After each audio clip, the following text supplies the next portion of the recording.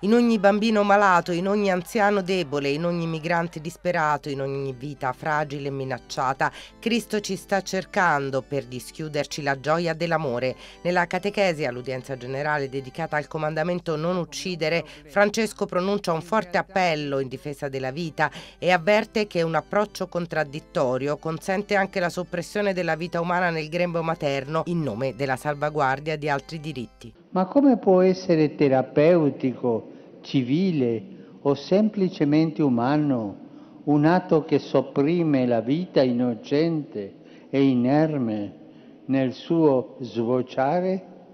È giusto fare fuori una vita umana per risolvere un problema?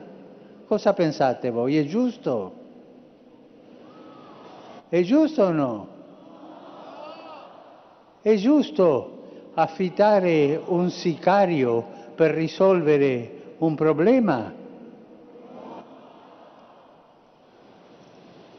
Non si può, non è giusto fare fuori un essere umano, benché piccolo, per risolvere un problema.